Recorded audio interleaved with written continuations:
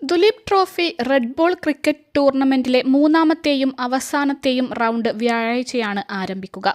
അനന്തപൂരിൽ നടക്കുന്ന മത്സരത്തിൽ Shreyas അയ്യരുടെ D team Abhimanyu ഈശ്വരന്റെ ബി ടീമുമായി ഏറ്റുമുട്ടും. ബംഗളൂരു വേദിയാവുന്ന മറ്റൊരു കളിയിൽ മായങ്ക് അഗർവാളിന്റെ ഇന്ത്യ എ ടീമും ഋതുരാജ് ഗെയ്ക്വാദിന്റെ ഇന്ത്യ സി ടീമും പോരടിക്കുകയും ചെയ്യും. ടൂർണമെന്റിൽ ഇന്ത്യ ഡി ടീമിന്റെ ഭാഗമാണ് Malayali wicket keeper Sanju Samson. India എയോട് 186 റൺസിന്റെ വൻ പരാജയമേറ്റുവാങ്ങിയ കഴിഞ്ഞ മത്സരത്തിൽ അദ്ദേഹത്തെ കളിപ്പിക്കുകയും ചെയ്തിരുന്നു. ഭേദപ്പെട്ട പ്രകടനമാണ് സഞ്ജു കാഴ്ചവെച്ചത്. അവസാന റൗണ്ടിൽ കൂടി അദ്ദേഹത്തിന് കളിക്കാൻ അവസരം ലഭിക്കുമോ എന്നാണ് ആരാധകർ ഉറ്റുനോക്കുന്നത്. KS ഭരതിന് പകരമാണ് രണ്ടാം റൗണ്ടിൽ ഇന്ത്യ ഡി ടീമിൽ സഞ്ജു സാംസണിന് പ്ലേയിങ് 11-ലേക്ക് നറുക്ക് വീണത്. എന്നാൽ അടുത്ത മത്സരത്തിൽ ഇവരിൽ ആരെ കളിപ്പിക്കണമെന്നതായിരിക്കും D team captain Shreyas Iyer ആലോചിക്കുക. ആദ്യ മത്സരത്തിൽ ഭരതാണ് ടീമിനായി വിക്കറ്റ് കാത്തത്. സഞ്ജുവിന് പുറത്തായിരുന്നു സ്ഥാനം. ഇന്ത്യ സിക്കെതിരായ ആദ്യ റൗണ്ടിൽ 2 ഇന്നിംഗ്സുകളിലായി വെറും 29 റൺസ് മാത്രമേ ഭരതിന് നേടാൻ സാധിച്ചിരുന്നുള്ളൂ.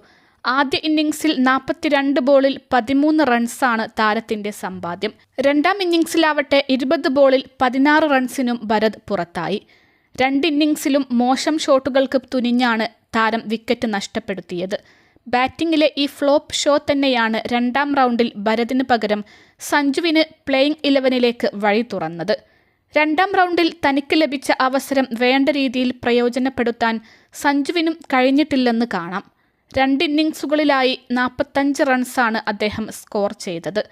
ആദ്യ ഇന്നിംഗ്സിൽ 6 ബോളിൽ നിന്നും 5 റൺസ് എടുത്ത സഞ്ജു മോശം ഷോട്ട് കളിച്ചാണ് വിക്കറ്റ് വലിച്ചെറിഞ്ഞത്.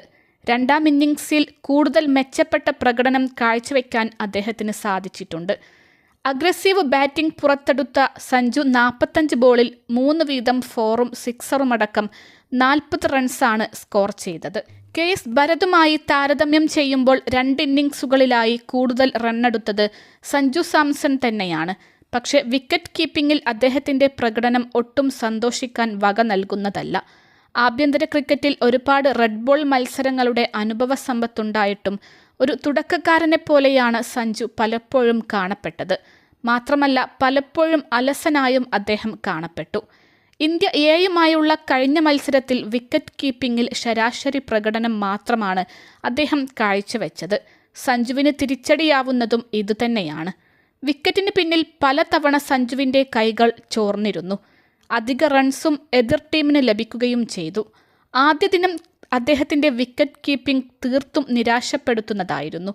ഇതേ തുടർന്ന് സഞ്ജുവിനോട് ഫാസ്റ്റ് ബൗളർ അർഷദ്ദീപ് സിംഗ് ചൂടാവുകയും ചെയ്തിരുന്നു. വിക്കറ്റ് കീപ്പിംഗിൽ സഞ്ജുവിൻ്റെ ഈ flop show India D captain Shreyas അയ്യരെ ആശങ്കയിലാക്കുന്നുണ്ട്. നേരത്തെ ആദ്യ റൗണ്ടിൽ ബാറ്റിംഗിൽ ക്ലിക്കായില്ലെങ്കിലും വിക്കറ്റ് കീപ്പിംഗിൽ പഴുതടച്ച പ്രകടനമാണ് ഭരത് കാഴ്ചവെച്ചത്. അതുകൊണ്ട് തന്നെ മൂന്നാം റൗണ്ടിൽ സഞ്ജുവിനെ തഴഞ്ഞ് ഭരതിനെ ശ്രേയസ് കളിപ്പിച്ചാലും അത്ഭുതപ്പെടാനില്ല. ആർക്കായിരിക്കും അവസാന റൗണ്ടിൽ നറുക്ക് വീഴുക എന്ന് കാത്തിരുന്ന് കാണാം.